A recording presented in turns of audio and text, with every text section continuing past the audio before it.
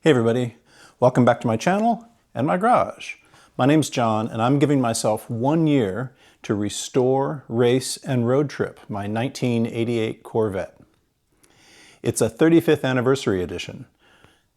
GM says about 2,050 of these were made, and that's an interesting number, and we're going to talk about it in a little bit. Meanwhile, as I said, I'm giving myself until the end of the year to restore, race, and road trip this thing. And as of today, I believe I have 331 days left. Time is flying. And it doesn't help that I have been traveling for business and haven't been able to do very much recently. But I have a few things. So what I wanted to do today is talk about the spare tire for the car. And I wanted to talk about just how rare this car actually is or actually isn't. If this sounds like an interesting thing, please comment, like, and especially subscribe to the channel. You know, that's very helpful, and I guarantee you're going to have all sorts of content of me going crazy over the rest of the year trying to get this thing done. So, let's take a quick look at the car. As I said, this is a 1988 C4 Corvette. It's a 35th anniversary edition, meaning 35 years since the Corvette was introduced in 1953. This car has a little over 100,000 miles on it, and I want to say the 9th careful owner, which is a slightly cynical way of saying it has not had a lot of careful care. And one thing that you will find on these older cars is that no one thinks about the spare tire. So the C4 is the last generation of Corvette that comes with a spare tire. And it is, like a lot of semi-modern cars, it's a small spare. The tire, I'll show you where the tire lives. It's actually kind of like a pickup truck. It lives underneath the rear of the car in a little carrier. Here I have the carriers down, and I need to get it cleaned up and stuff, but that's where it is. And these early C4s, the light is not on, but they have an actual light for the spare tire as well. So if you're over by the side of the road and it's night and you need to change a tire, they make it just a little bit easier. The jack lives with the spare, and the wrench, the lug wrench and the wrench to free the carrier lives behind the driver's seat. So when I took the tire out, I had never actually done that before with this car. I wasn't sure what sort of condition it was going to be in. And I had a sneaking suspicion that it was not going to be good. And in fact, I was right. This car came with 3 mismatched tires, and some of them were so old they didn't really even have date codes on them anymore. So I was going to speculate, I bet the spare tire is in bad shape. Well, if I can drive my camera, here it is. Here is the spare tire. And the good news is, the wheel is in reasonably good shape. It's a little dirty. I need to clean it up. But, you know, the paint is still good. And for you originalists, it even has the original caution message on it. Do not drive over 55 miles per hour when this spare tire is installed on your Corvette. Now, the thing about tires is that they age. If you go on Bring a Trailer or some other internet auction site, it is really common to see a low mileage C4. Can I drive my camera? Yeah, it is really common to see a low mileage C4 being listed, and the seller will proudly state, oh, the car still has its original tires. And those tires can be 30, 35 years old. And that is not good. You know, rubber hardens as it ages and it loses grip.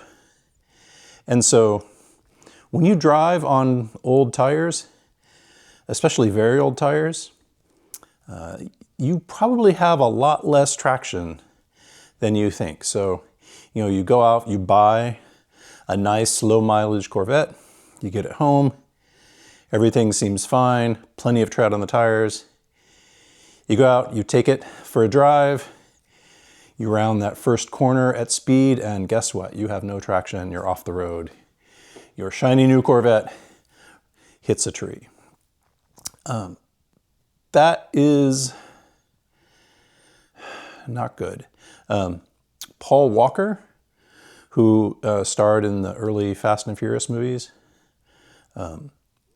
arguably died when the car he was in, which had old tires, crashed. So anyway, how old is too old? Well, if you talk to tire companies, generally, they would recommend that you change your tires every 10 years. And frankly, if you're driving your car any reasonable amount, you should be changing your tires more often than that, right? They should just wear out more often. I think a lot of people would change their car tires, you know, performance tires after 8 years or even 5 years, and I think that's reasonable. So what about this tire? Well, as near as I can tell, it is the original spare. It doesn't look too bad as you look at it now, but again, let me operate my camera. It doesn't look too bad on camera here, but when you look at it up close, all the rubber is cracking. Like you probably can't really see, but if I went zoomed in really close, you can maybe see some cracks. Yeah, there's a good crack between the U and the S. And that is everywhere. So the tire is still holding air, amazingly. It may well be 35-year-old air in there, but I would not trust this, both in terms of grip. Now, admittedly, you're not going to be flying around a corner when you've got the donut spare on your car, but also just in terms of strength, right? This thing could easily, you could hit a pothole or a curb or something, and the thing could just burst because it's brittle. No one thinks, well, frankly, no one thinks to even check their spare tire. It lives underneath the floor or lives underneath the car. You go years and years and years, you never think about it until, 11 at night and on the side of a highway, and you hit a piece of debris in the road or something. So what I would recommend you do is, even if your car isn't that old, take a few minutes on a Saturday or a Sunday and go out and just check your tire spare. Make sure you can actually get at it. I had a Honda Element, and it got a flat, and the jack was screwed in so tight that it took, an act of God to release it, basically. I would have been in bad shape had it been on the road. I had to go, this flat actually happened at home, and I happened to have some wrenches, and it took a lot of effort just to free the jack because it had been tightened down so tight at the factory. But aside from that, right, just take a look at it. Make sure it still has air. These things are supposed to, these little donut spares have really high inflation. I think this one is supposed to be inflated to 60. That's 60 PSI. If it's been sitting in your car for 5, 10, 15, 20 years, I wouldn't trust that pressure is still at factory recommended. You can get replacements. No tire shop has them in stock. What I did is I ordered online from Tire Rack, and of course they ship to a local tire shop, and I have to pay them to mount it, but that's no big deal. So in a few days, I should have a nice new Goodyear spare, just like the factory tire. Now, I will also say the back side of this doesn't look great. Let me flip it over. It's pretty dirty in there. This would have been the side that was more exposed in the carrier. So at a minimum, I'm going to give it a good wash. But I actually honestly, I kind of want to just paint it. Get it cleaned up and just give it a coat of gloss black or something, and I may well do that. Not that anyone's ever going to see it, but I will know it's there. The other thing about this is I took it out of the carrier, and although he's gone now, there was a dead mouse. And the mouse had apparently tried to wiggle through one of the bolt holes on the wheel and gotten stuck. And, I hate to say it because that was probably not a good way to end his little mousely life, but he got stuck, and probably that's where he died. So it was, frankly, a production to get him out of that hole. I don't want to go into too much detail, but I had to use some tools. He wouldn't move one way or the other, and you can kind of imagine how that went. So, yeah, that's the spare tire. What I wanted to say about the C4 and spares is that this is the last generation of Corvettes that has a spare. Starting with the C5, the cars get run flats. And frankly, I'm okay with that. I think, it is possible to destroy a run flat, of course. But I think that's the modern age. And given, the limitations of space, like where you're going to put a spare, like can you imagine trying to fit a spare on a C8? And just, how unpleasant it is to change a tire on the side of a freeway at 11 at night in 35-degree rain, which I have done. I am okay with run flats. Late C4s, very late C4s, had run flats, I think, as a factory option. This is all from memory, so I might have this wrong, but I do believe late C4s you could get run flats as an option, and if you did that, the carrier went away and they put in like a little bracing bar back there. So that's one of the weirder Corvette parts. And like I said, the light, the spare tire light to help you change it, that also went away at some point. GM is GM, right? And as production goes on, they like to trim costs. And if they think a feature isn't worth it and they can save a few dollars, it will get optimized out of the car. And I believe that's what happened with that.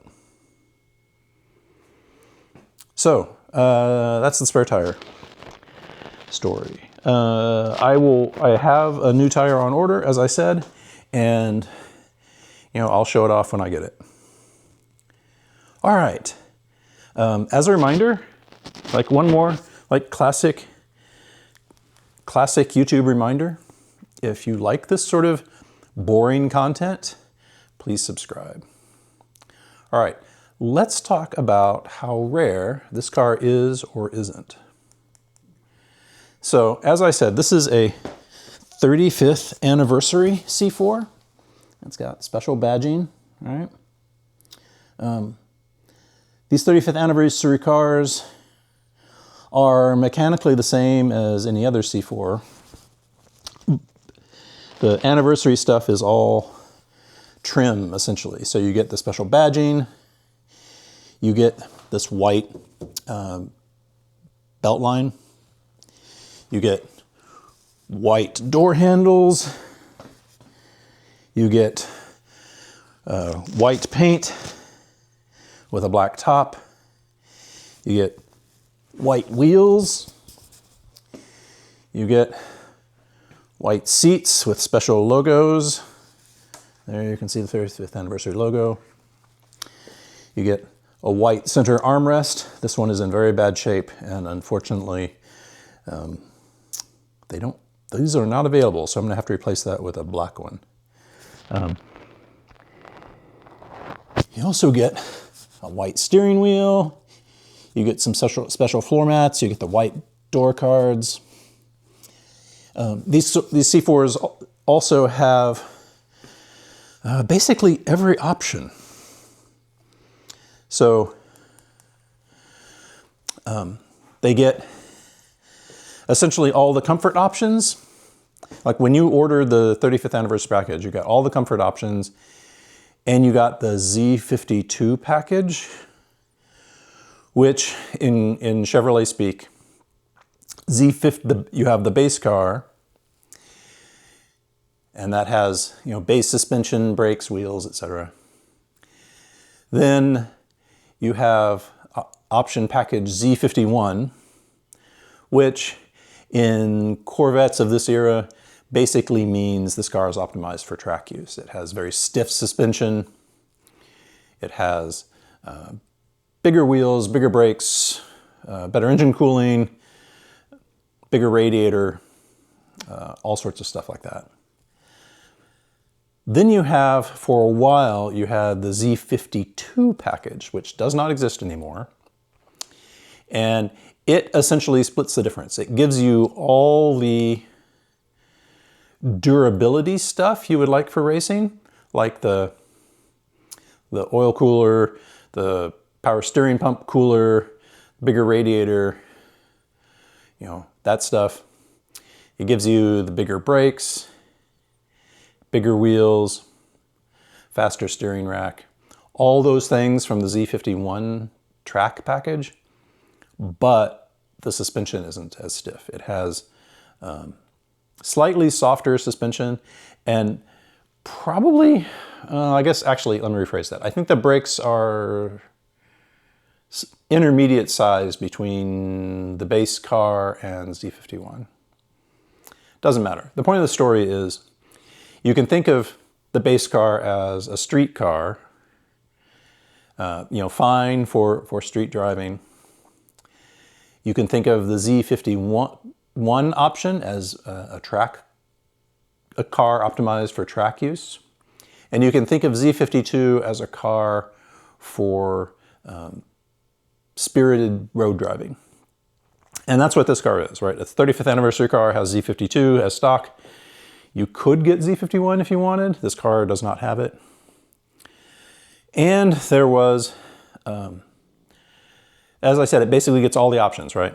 So it gets the nice stereo, it gets power seats, power seat tracks. It has a, it doesn't look transparent here. Here, I'll show you. It doesn't look transparent here, but this top is actually light permeable, I guess I would say. If you were inside and it was outside on a nice day, light comes through. It's tinted very dark blue, so the car does not get particularly hot on the inside. So that's nice. Yeah, so that's one reason why I wanted a 35th anniversary car. It basically guaranteed I would get all the options I wanted, including all the stuff you want for performance street driving, without going crazy with track suspension. And frankly, I like the way these 35th anniversary cars look. I like this white and black paint scheme, the white wheels, the white interior. It's very 80s. It goes along with the digital dashboard and all that stuff. It's kind of, to my mind, this is sort of the, how would I phrase it? The peak of the early C4s, right? You still get the designer's original intent, right? It looks pretty much almost exactly like an 84 car, but it has some gentle upgrades, right? It has the better engine. It has nice interior. In 1988, I think it's 88, they revised the front suspension geometry to improve handling. It has a bunch of upgrades, but it still maintains the spirit of the early cars, and I really like that. This car also has the manual transmission, which was a no-cost option. I think by default, everyone just sort of assumed you would get an automatic in these cars, and the vast majority of cars are out there are automatics, but this is a manual. Now, how rare is it? Let me show you in the car. This is a 35th anniversary thing. Right here, behind the shifter. Can we focus? I own car 1634. I don't know if you can even see that. So GM says, or said, I'm sure they have no idea anymore, but they said they built 2,000. Find anything called car setup and find my. From your cell phone. Yeah, so GM says they built 2,050 of these. Apparently the original plan was to sell 2,000, but they say they sold 2,050. Now, you might think you have to sort of take GM's word on that. And this comes to mind because in my previous video, I said, hey, this car is pretty rare. There's only like 200 of these. And what I meant by that is of these 2,050 35th anniversaries, the internet says about 180 to 200 of these were manuals, which this one is. And you know how Corvette owners are, right? We love to say, that's the stereotype, right? That we love to say like, oh, this is the one of 150 cars built in this color this year on a Monday with this option package. You know, it's very rare. You know, and yes, it is kind of silly. No one really cares. But yes, that is a game that Corvette owners like to play. Still, someone asked in the comments, hey, is the car really that rare? I used to see these all the time. And I will tell you, it's true. You do see these come up from up on auction sites pretty regularly. For a car that there supposedly were only 2,000 or so made 35 years ago, I think what that tells you is, in general, they get preserved. They are out there. Now, 2050, is that an actual number? Well, to answer that question, let's take you back to World War II. Let's say you are an intelligence officer for the Allies, and you have a problem. You need to know how many tanks the Germans are making, right? You're fighting in Europe. You want to know, hey, is my aerial bombing campaign actually making any sort of difference? And if so, how much, right? Of course, the Germans aren't going to tell you.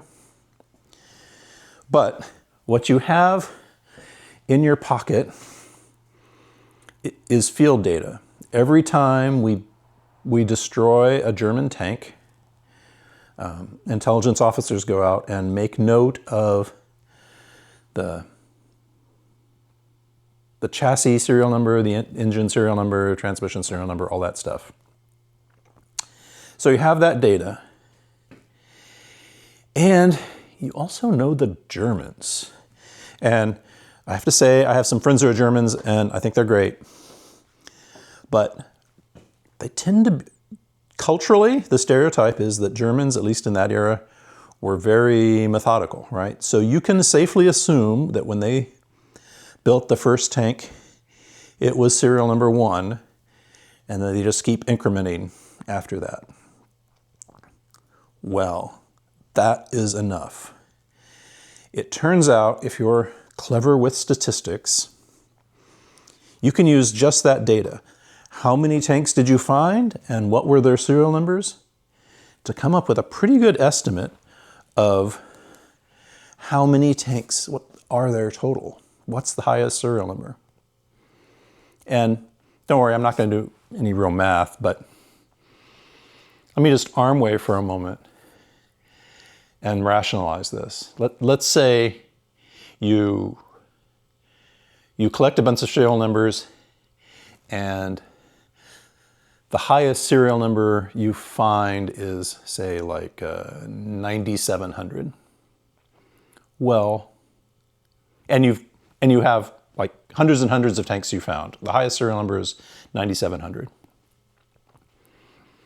You can probably, if you think about this for more than a few seconds, you can probably convince yourself, well, the highest serial number is probably not the highest one I found, right? It's probably not 9,700, but it's probably not 9,701 either. It's probably a little bit higher than that, 9,750, 9,800, something like that. It's probably not 20,000, because why would it be, right? If you're able to destroy these tanks at random, the numbers you find should be kind of evenly distributed throughout all the production run. Like, it's unlikely that you would find only tanks from the first half of the production run, right? So, if you're good with statistics, you can come up with some math and do some estimation and say, given all this data, the most likely highest serial number is, some number. Well, guess what, right? We can use that same math to check General Motors and see, did they really only make 2,050 of these? So, where do we get the data? Well, I went on Bring a Trailer and I went on Cars and Bids. And this is where I got to refer to my notes, so hang on. All right. So I went on those sites, and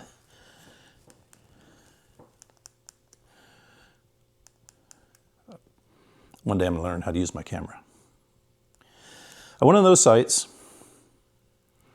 and I said, okay, let me look for 35th anniversary cars that have been sold.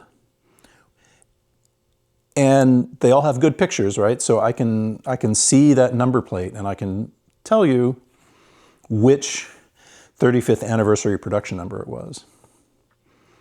It turns out I found 23 cars, and the highest 35th anniversary production number I found was 1,997, so 1997. If you use the same equation that the Allies used in World War II to estimate the number of tanks, and by the way, you can look this up on the internet. This bit of math is actually called the German Tank Problem. We get an estimate of 2,083 as the highest serial number for 35th anniversaries. That is not GM's number of 2050, but with only 23 cars, that's a pretty good estimate, right? That matches pretty close. So I'm willing to believe that GM's right. I'm willing to believe that 2050 really is the right number of cars that they built. Now, what about manual transmissions? Here's my boy right there, right? What about manual transmissions? Well, GM does not tell us how many 35th anniversaries they sold with manual transmissions. In fact, they don't release statistics that comprehensive anyway. What we do know is the total number they sell. You can find data that says, hey, in this year, here's the total number of cars that were built, and of those, for each option, here's the number of cars that had that option. So we know the manual transmission option, and so I can tell you that about 19% of 1988 C4s have manual transmissions. That would suggest that in this 2050 production run of 35th anniversaries, there would be 385. Well, what about our data? I found in all the car listings, 17, a little over 17% had manual transmissions compared to the total production run of C4s, right? So 18.8 total production run, 17.4 in our data set.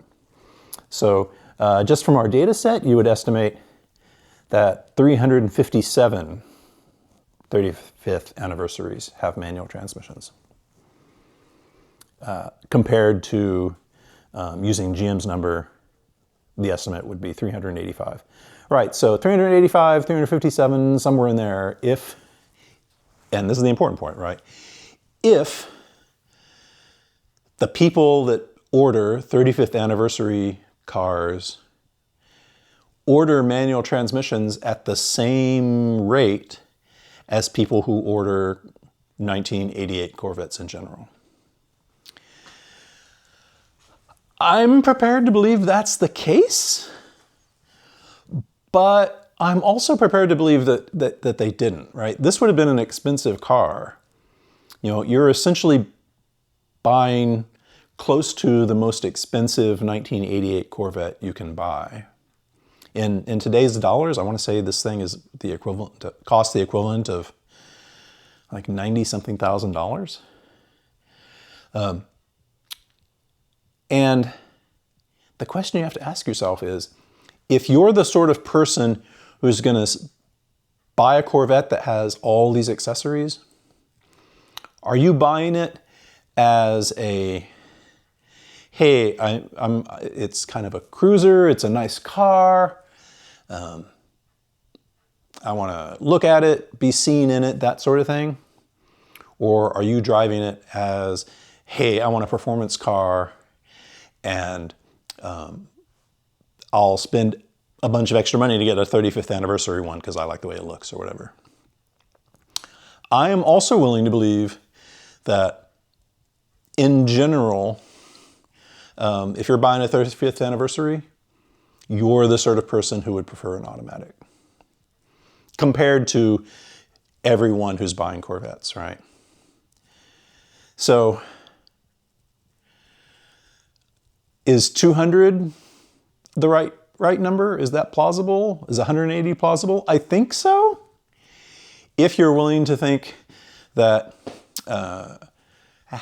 people who bought 35th anniversary Corvettes got automatic transmissions at like half the rate of everybody else.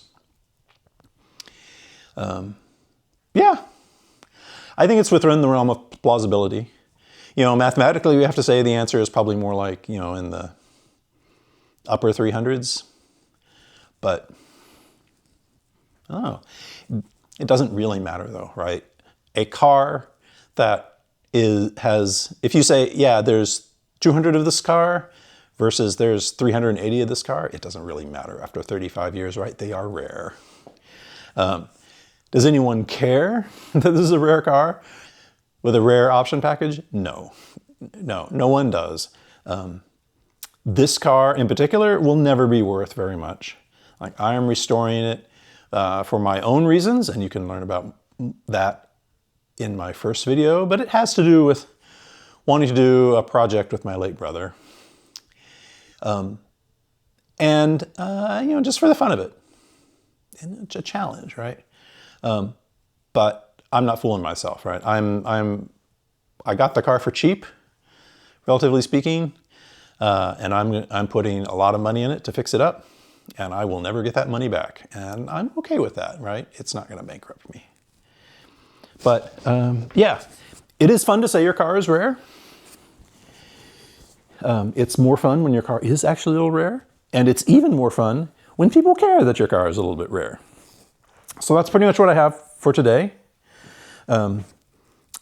As a reminder, again, let me see if I can drive my camera.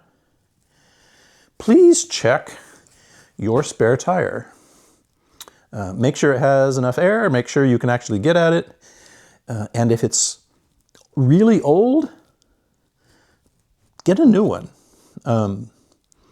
You know, you can get a replacement spare, I don't know, 150 bucks, something like that. It's not super expensive, and it's good peace of mind.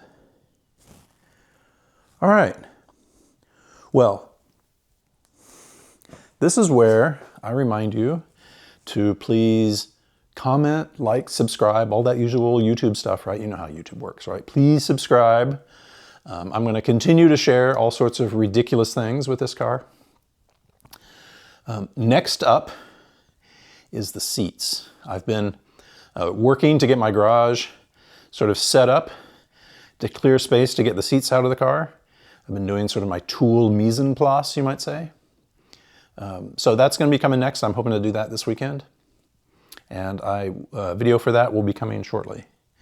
The seats need to come out in order to they need to be rebuilt, basically. All right, that's all I have. This is where I run the end card. If you like what you've seen, please subscribe. If you want to see more, I'm going to link to a video that talks about all the things that are wrong with this car. All right, take care of yourself, stay warm, and take care of yourself. All right, bye friends.